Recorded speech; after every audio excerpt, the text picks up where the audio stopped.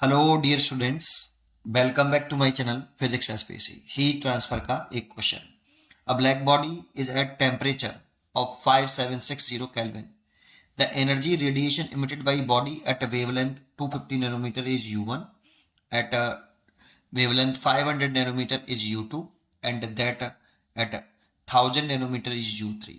Wien's constant B is equal to इतने nanometre kelvin, which the following is correct. तो समझते हैं इस क्वेश्चन को। तो एक ब्लैक बॉडी दे रखी है जिसकी इमिसिविटी 1 होती है। मान लो इस बॉडी का सरफेस का टेम्परेचर T है, तो हम जानते हैं कि कोई भी बॉडी का टेम्परेचर अगर 0 केल्विन से ज्यादा होता है तो वो रेडिएशन इमिट करता है in the form of electromagnetic wave. तो ये रेडिएशन निकल रहा है in the form of electromagnetic wave इस बॉडी से एक पर्टिकुलर टेम्परेचर पर, और ये बॉडी का टेम्परेचर इस जगह पे दे रखा है 5760 केल्विन। ठीक है। अब इस रेडिएशन जो निकल रहा है इलेक्ट्रोमैग्नेटिक वेव के फॉर्म में, इसमें सारी वेवलेंथ के रेडिएशन इमिट होते हैं, ऑल वेवलेंथ की। लेकिन अगर हम इसमें ग्राफ बनाएं वेवलेंथ और स्पेक्ट्रल एमिसिव पावर में, स्पेक्ट्रल एमिसिव पावर ई लैम्डा, तो जब आपका जीरो वेवलेंथ होती है, जीरो वेवलेंथ की एमिसिव पावर कितनी? जीरो। मतलब ऐसा कोई रेडिएशन इमिट नहीं हो रहा होता है जिसकी वेवलेंथ जीरो होती है। तो जीरो से शुरू करेंगे, उसका ग्राफ प्रैक्टिकली ऐसे आता है बेटा, और इसको इसके पैरेलल कर देते हैं। दैट मीन जब वेवलेंथ इनफाइनाइट होगी तब जो रेडिएशन इमिट होगा उसकी पावर कितनी होगी? इमिसिव पावर कितनी होगी? जीरो। और जब आपका वेवलेंथ जीरो होगी तब भी इमिसिव पावर कितनी है? जीरो है। दैट मीन्स जीरो और इन्फिनिटी वेवलेंथ का कोई रेडिएशन इमिट नहीं हो रहा, बाकी के सारे वेवलेंथ के रेडिएशन इमिट हो रहे हैं। देखो यहाँ पे कुछ इनका वेवलेंथ है तो कुछ इमिसिव पावर है, लेकिन इस जगह पर ये जो सबसे मैक्सिमम इमिसिव पावर है, जिसमें इमिसिव पावर सबसे ज्यादा, इंटेंसिटी ऑफ रेडिएशन सबसे ज्यादा है, दैट मीन्स एनर्जी ज्यादा है, एनर्जी ज्यादा रेडिएट हो रही है, वो एक पर्टिकुलर वेवलेंथ के लिए हो रही है, इसे हम लैम्डा एम बोलते हैं। यह वह वेवलेंथ है लैम्डा एम जिसके लिए स्पेक्ट्रल एमिसिव पावर सबसे मैक्सिमम हो। ये स्पेक्ट्रल एमिसिव पावर जो होती है 1 मीटर स्क्वायर एरिया से 1 सेकंड में जो एनर्जी रेडिएट होती है पर्टिकुलर वेवलेंथ के लिए, उसे स्पेक्ट्रल एमिसिव पावर बोलते हैं, है ना। तो जिस वेवलेंथ के लिए स्पेक्ट्रल एमिसिव पावर सबसे ज्यादा मैक्सिमम होगी उसे लैम्डा एम बोला जाता है। और ये इस पूरे पर टेम्परेचर कांस्टेंट है बेटा, एक ही टेम्परेचर पर है। एक ही टेम्परेचर पर होने का मतलब क्या है कि एक ही टेम्परेचर पर इसे जो रेडिएशन निकल रहे हैं, इसे जो रेडिएशन निकल रहे हैं वो सभी वेवलेंथ के निकल रहे हैं, zero to infinity, zero infinity को छोड़कर बाकी के सारी वेवलेंथ के इसमें रेडिएशन प्रेजेंट है, सारे भी प्रेजेंट है। ठीक है नहीं, लेकिन जिसकी आप जिस रेडिएशन की स्पेक्ट्रल एमिसिव पावर सबसे ज्यादा होगी उसकी वेवलेंथ लैम्डा एम मानी जाती है। ठीक है। और according to Wien's displacement law, according to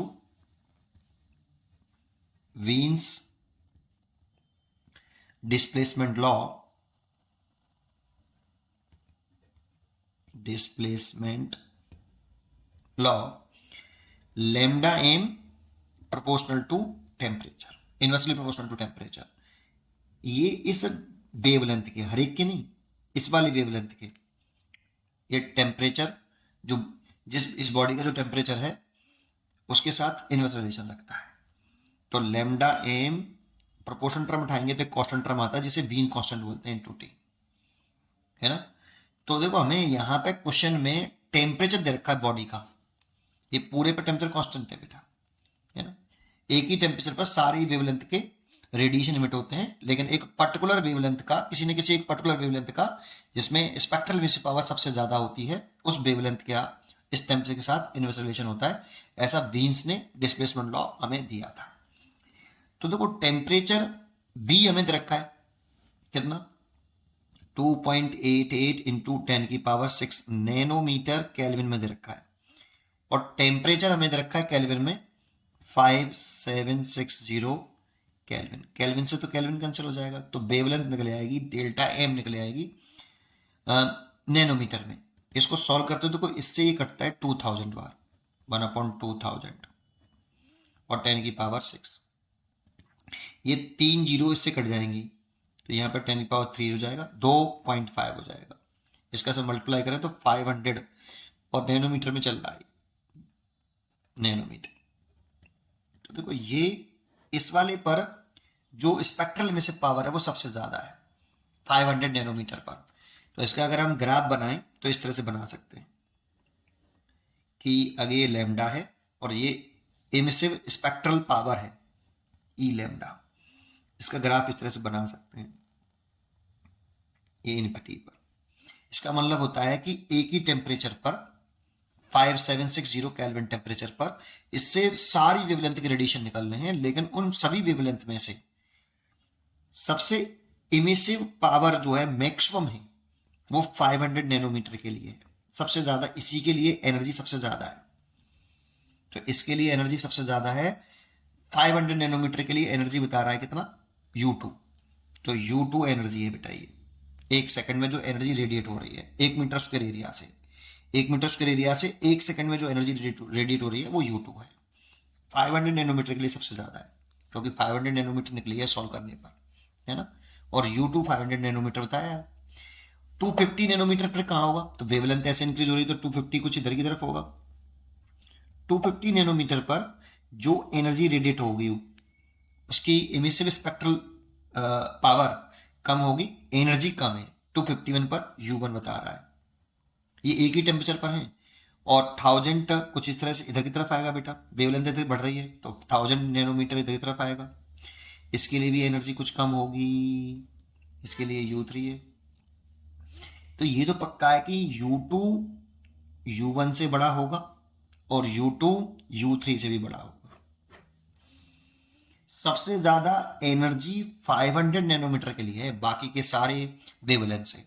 ये हमने वीन डिस्प्लेसमेंट लॉ से निकाला, इसलिए इसका आंसर होना चाहिए कि U2 is greater than U1। तो ये तो ठीक है। U1 जीरो, तो ये तो है नहीं क्योंकि कुछ ना कुछ वेवलेंथ है ना, वेवलेंथ कुछ है।